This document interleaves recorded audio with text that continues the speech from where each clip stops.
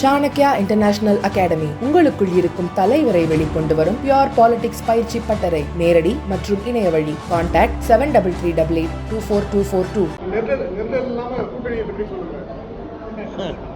இந்த கூட்டணி தான் கூட்டணி இருக்கிறது, கூட்டணி செயல்பட்டு கொண்டிருக்கிறது. இது வெற்றி கூட்டணி. ஏற்கனவே சட்டமன்றத்தில் வெற்றி பெற்ற கூட்டணி, நாடாளுமன்றத்தில் வெற்றி பெற்ற கூட்டணி, உள்ளாட்சி தேர்தல்களில், நகராட்சி தேர்தலில், மாநகராட்சியில் வெற்றி பெற்ற கூட்டணி. எனவே இந்த கூட்டணி இப்போது ஒற்றுமையாக தான் செயல்பட்டு கொண்டிருக்கிறது, ஒன்றாக செயல்பட்டு கொண்டிருக்கிறது. ஒன்றும் பிரச்சனை இல்லை. அதெல்லாம் இப்போ 2 மாதத்தில் வெளியே மைக்கில் சொல்லியோ டிவியில் சொல்லியோ இந்த 4 வருஷமாக அதே தானே. எல்லோரும் யாருனாலும் பேசணுமோ எல்லோரும் பேசி முடிச்சாச்சு. இனிமேல் பேச்சுவார்த்தை இறுதி கட்டம். பேச்சுவார்த்தையின் மூலமாக தீர்வு காண வேண்டிய விஷயத்தை வெளியே பேச வேண்டிய அவசியம் இல்லை. உங்கள் மாநில தலைவர் எல்லாருமே வெளியே பேசுகிறாங்க, வேணும்னு கேட்குறாங்க, அவர் வாயை திறக்க மாட்டேங்கிறாரு. இல்லை அவர் எப்படி மாநில தலைவர் எப்படி வாயை திறந்து எண்ணிக்கையெல்லாம் எப்படி சொல்ல முடியும், எப்படி சொல்வார்? அதனால் மற்றவங்களுமே இப்போ நானாக இருந்தாலும் சரி, யாராக இருந்தாலும் சரி, இது வரைக்கும் கருத்துக்கள்லாம் சொல்லிகிட்டு இருந்தாங்க. இனிமேல் போக குறைச்சிருவாங்க எல்லோரும். இனிமேல் இந்த பக்கம் ஒரு கமிட்டி, அந்த பக்கம் ஒரு கமிட்டி, பேச்சுவார்த்தை, எண்ணிக்கை பேசி முடிவு செய்ய வேண்டிய விஷயமே தவிர பேட்டியிலையோ தொலைக்காட்சியிலையோ யூடியூப்லேயோ முடிவு செய்த விஷயம் இல்லை. உங்களுக்கான 13வது தொகுதி எந்த தொகுதியாக இருக்க போகுது? 13வது தொகுதி ஏற்கனவே 12 தேர்தலில் 12 தொகுதி சந்திச்சிருக்கீங்க. 13வது தேர்தல் நான் தான் தேர்தலாம் எல்லா தேர்தலும் நின்று தானே இருக்கேன். ஏற்கனவே 12ல் நின்றுட்டேன். போதும், பார்ப்போம், வரும்போது பார்ப்போம், தேர்தல் வரும்போது பார்ப்போம். காங்கிரஸ் சார் பணக்காரர் வீட்டு கல்யாணத்துக்கு தான் போவாங்கன்னு சொல்லி ஐபடியே தவிர்த்துருக்காரு. சரிங்க, ஏதாவது ஜோக்காக பேசும்போது விளையாட்டா வார்த்தைக்கு வார்த்தை அர்த்தம், மொழிப்புரை, பதவுரை எல்லாம் பார்த்துட்டு முடியுமா? அவர் ஒரு திமுக இருக்கிற ஒரு மூத்த தலைவர், ஒரு மரியாதைக்குரிய முன்னாள் அமைச்சர், பல வருஷமாக தொடர்ந்து ஜெயிச்சுட்டு இருக்கார் திமுகவில். இல்லை, பல வருஷமாக முன்னாள் அமைச்சராக இருந்தவர், இப்போதைக்கு சிட்டிங் அமைச்சராக இருக்கார். பலமுறை 5-6 தடவை 7 தடவை எம்எல்ஏ தொடர்ச்சி ஜெயிச்சிருக்கிற ஒரு மூத்த அரசியல் தலைவர். அவர் மூத்த அமைச்சரும் கூட. அதனால் எதை தப்பு இல்லைங்க, விளையாட்டாக சொல்லியிருப்பாருங்க. அது என்ன இல்லை, காங்கிரஸ் இல்லைங்க. காங்கிரஸ் எல்லா கல்யாணத்துக்கும் ஏழை எளியவங்க, நல்லவங்க, நடுத்தரவங்க, வசதியானவங்க. காங்கிரஸில் எத்தனை கோடீஸ்வரங்க, வசதியான கோடீஸ்வரர் இருக்காங்க. அதை யார் கூப்பிட்டாலும் தான் போயிட்டுருக்கோம். நான்லாம் மெட்ராஸில் இருந்தால் சாயங்காலம் 4 ரிசப்ஷனு, காலையில் 3 கல்யாணம் போயிட்டு தான் இருக்கோம். அதனால் அது வேறு விஷயம். அப்புறம் சும்மா அதுக்கு முன்னாடி யாராவது என்ன பேசுனாங்கன்னு தெரியாது இல்லையா? அவர் சொன்ன ஒரே ஒரு வார்த்தையை, ஒரு சென்டென்ஸை வச்சுக்கிட்டு அதுக்கு மறுப்பு சொல்கிறதோ எதிர்ப்பு சொல்கிறதோ ஏன் லெவலில் நான் செய்யக்கூடாதுன்னு நினைக்கிறேன். அவ்வளோதான். அதனால் அவர் ஏதாவது ஜோக்கா விளையாட்டாக பேசும்போது சொல்லியிருப்பார். அது பெருசுபடுத்த வேண்டியதில்லை. கொலை வழக்கில் சிபிஐ விசாரணை நீதிமன்றத்தில் கேட்டாங்க. அது விசாரிக்க சொன்னாங்க. அது அப்போ முதல் குற்றவாளி இறந்திருக்காரு. தொடர்ந்து இந்த விசாரணை பார்க்குறீங்க. அது நடந்து 2-3 வருஷம் ஆச்சு. அது ஒரு நடக்கக்கூடாத ஒரு அசம்பாவிதம், வருத்தப்படக்கூடிய ஒரு அசம்பாவிதம். ஒரு கட்சி தலைவராக இருந்தார், அவர் கொல்லப்பட்டார். அதுக்கு நான்லாம் போய் மலரஞ்சலி செலுத்திட்டு வீரவணக்கம் செலுத்திட்டுலாம் வந்தோம். இப்போ அது சம்மந்தமான விஷயங்கள் நடைமுறையில் நடந்துக்கிட்டு இருக்குது. கோர்ட்டில் இருக்குது, சுப்ரீம் கோர்ட்டில் இருக்குது, ஹைகோர்ட்டில் இருக்குது. அதை பற்றி கருத்து சொல்ல விரும்புகிறேன்.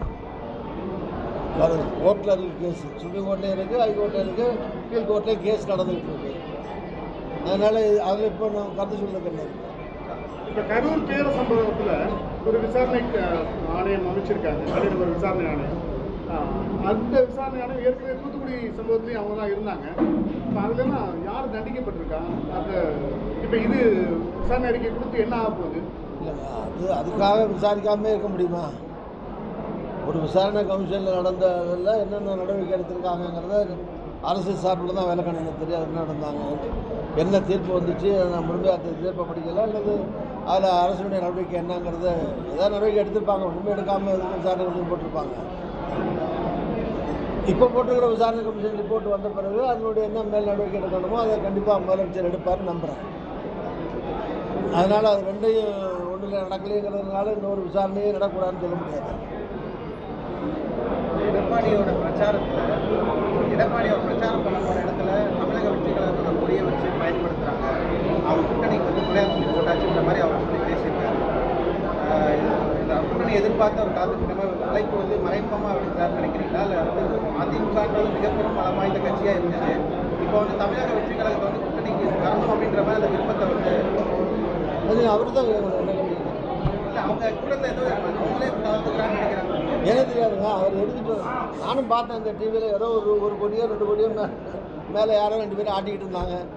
அது தாவேக்கா ஆள் ஆட்டினாங்களா இல்லை அதிமுக ஆளே வச்சுட்டு ஆட்டினாங்களா இல்லை யாராவது குசும் பண்ணுறக்கா 2 பேர் கூட நின்று ஆட்டினானா யார் ஆட்டினான்னு எனக்கு தெரியாது. அதனால அதுக்கு அவர் கட்சியினுடைய பொதுச் செயலாளருக்கு கமெண்டோ அதுக்கு பதிலாக சொல்லியிருந்தாருன்னா விமர்சனம் பண்ணியிருந்தாருன்னா என்ன நோக்கத்தில் அவர் பண்ணார்னு எனக்கு அப்படி தெரியாது. அவர் தான் கேட்கணும். காங்கிரஸ் கூட்டத்திலையும் தாவேக்கா கொடி ஆட்டுறாங்கன்னு உள்ள தலைவர் சொல்லியிருக்காரு. அப்படியா? அது தான் வேறு எங்கள் ஆள் ஆட்டுறானா இல்லை அவங்க ஆள் ஆட்டுறானா இல்லை இடையில போந்து எவனும் ஆட்டுறானா அது தெரியல எனக்கு. ஏங்க 2 கோடியை கூட்டத்தில் ஆட்டிட்டா கூட்டணி வச்சு அர்த்தமா? யாருக்கு போய் ஆட்டினாலும் தெரியலாம். அது யாரோ விஷமம் பண்ணுறாங்கன்னு தெரியுது. என்னை பொறுத்த வரைக்கும் யாரோ அது எல்லா கட்சி கூட்டத்துலேயும் போய் 2 கோடியை பிடிச்சி ஆட்டுறாங்கன்னா இது எதுவும் விஷமத்தனமாக யாரோ பண்ணுறாங்க, விளையாட்டு பண்ணுறாங்கன்னு அர்த்தம். ராகுலுக்கும் பாஜக தலைவர் விஜய்க்கும் எதுவும் தொலைபேசி மூலம் தொடர்புலாம் ஏங்க ஒரு அகில இந்திய தேர்வு உலக அளவில் பல தலைவர்களோட பேசிகிட்டு இருக்காரு. இந்தியாவிலையும் பல தலைவர்களோட பேசக்கூடியவர், தமிழ்நாட்டிலையும் பல தலைவர்கிட்ட பேசலாம். இது என்ன அது ஒரு யார்கிட்டையும் பேசக்கூடாதுன்னு ஏதாவது பத்தியமாக இருக்குது இல்லை முறைப்பாடாக இருக்குது? ஒரு அகில இந்திய தலைவர் யார்கிட்ட வேணாலும் பேசலாம். அதுக்கும் கூட்டணிக்கு என்ன சம்பந்தம் இருக்குது? கூட்டணி வேறு, சாதாரணமாக நலம் விசாரிக்கிறதோ பேசுகிறதோ ஒரு துக்கம் விசாரிக்கிறதோ ஒரு துக்கத்தில் நடந்த நிகழ்ச்சி பற்றி விசாரிக்கிறதோ இது சாதாரணமாக ரொட்டீனாக அரசியல் தலைவருடைய ஒரு பண்பாட்டான நாகரிகமான தலைவர் செய்கிற வேலை.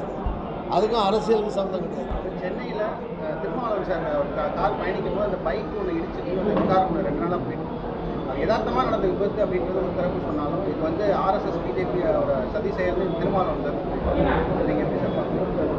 அவருக்கு பாதுகாப்பு இல்லைன்ற மாதிரி அவர் இல்லை. திருமாவளவன் அவர்கள் ஒரு கட்சியினுடைய அதுவும் தமிழ்நாட்டில் இருக்கிற அங்கீகரிக்கப்பட்ட ஒரு கட்சியினுடைய தலைவர், ஒரு நல்ல வளர்ந்து வரக்கூடிய தலைவர், நல்ல போராளி, ஒடுக்கப்பட்ட மக்களுக்காக குரல் கொடுக்கக்கூடிய போராடி வரக்கூடிய ஒரு தலைவர். ஸோ அவருக்கு முறையான பாதுகாப்பு அளிக்கப்பட வேண்டும். அதில் ஒன்றும் 2 கருத்து கிடையாது. அது மாதிரி இந்த சம்பவம் வந்து யதார்த்தமாக நடந்ததா அல்லது திட்டமிட்டு நடந்ததாங்கிறத விசாரித்து அப்படி செய்தவர்கள் மீது உரிய நடவடிக்கை எடுக்கணும். இது மாதிரி சம்பவங்கள் எதிர்காலத்தில் நடக்காத அளவுக்கு அவருக்கு உரிய பாதுகாப்பு தரப்பட வேண்டும். தேங்க்யூ. ஓகே.